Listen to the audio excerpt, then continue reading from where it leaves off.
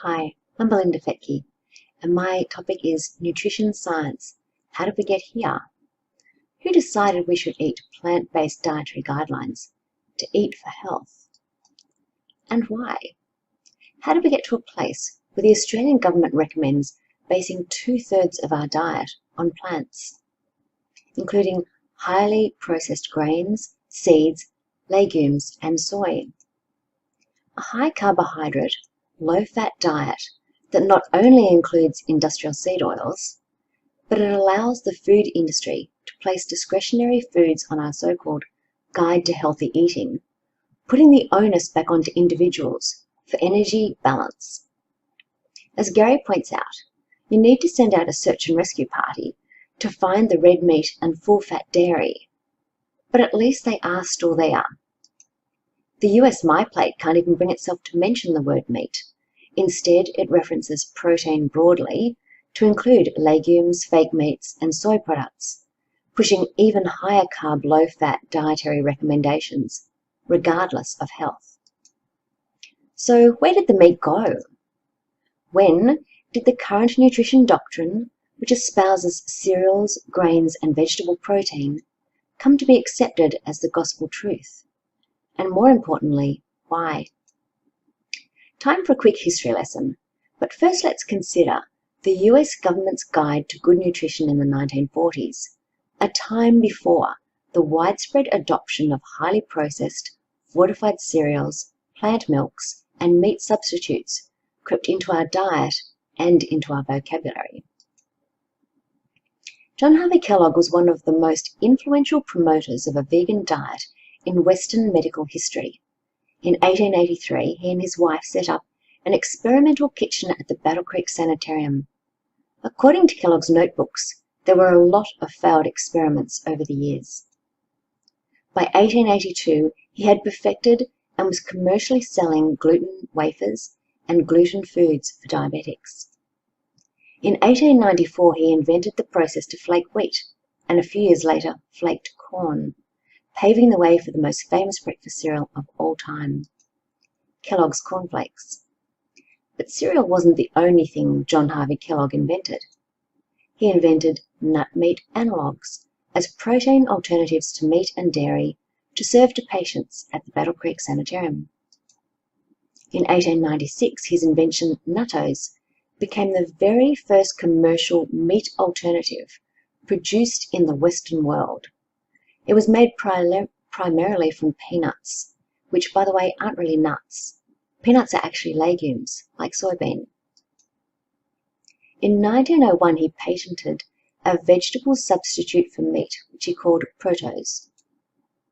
He was a huge advocate of soybeans, inventing soy meal, soy milk, powdered soy milk, and a soy acidophilus cheese in 1937. A little bit earlier, he presented a paper, Soybeans as Human Food, to the American Soybean Association. Over his lifetime, John Harvey Kellogg held more than 30 patents for food products and processes. Why was he so intent on inventing and producing vegan food? It's because John Harvey Kellogg was a temperance health reformer of the 1800s. But his views on temperance went beyond the moderation or abstinence of alcohol. He believed that all stimulants were harmful. Not only alcohol, but tobacco, caffeine, spices, and meat.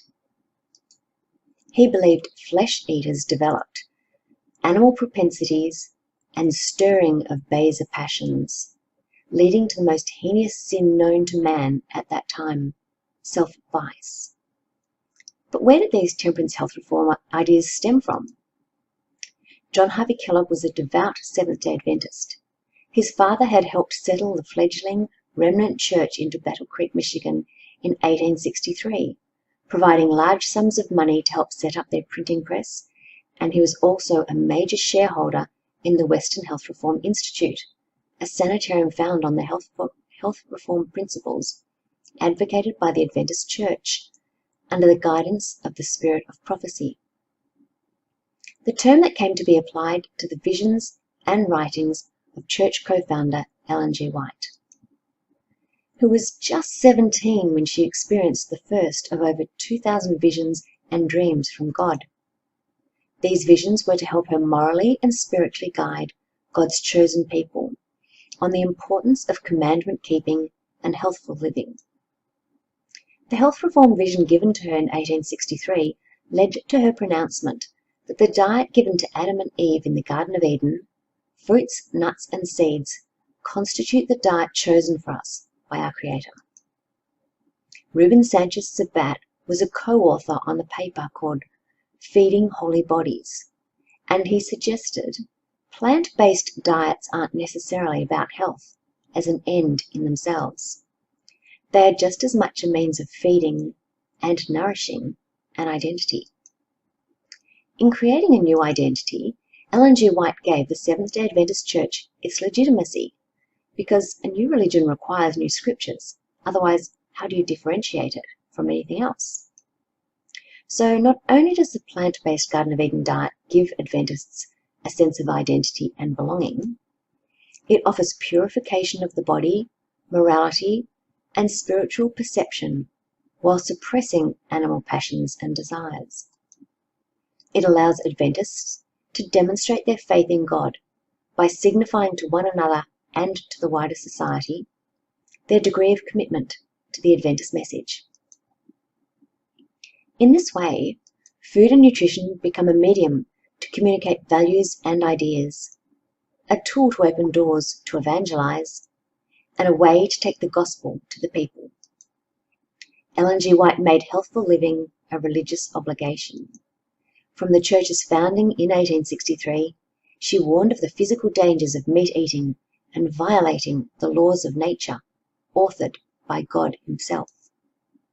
She was told by God that medical evangelism was to be the right arm of the Church, and every single member was to continue the healing ministry of Christ, to prepare people for the second coming and eternal salvation.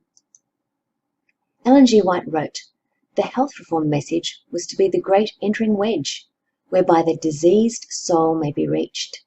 This will find access to hearts and minds and will be the means of converting many to the truth." You may be interested to know that the Seventh-day Adventist Church now has more than 21 million members.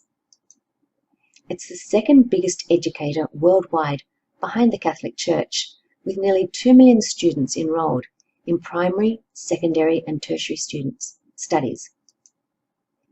They're considered a global health provider with 211 hospitals, 28 in Florida alone.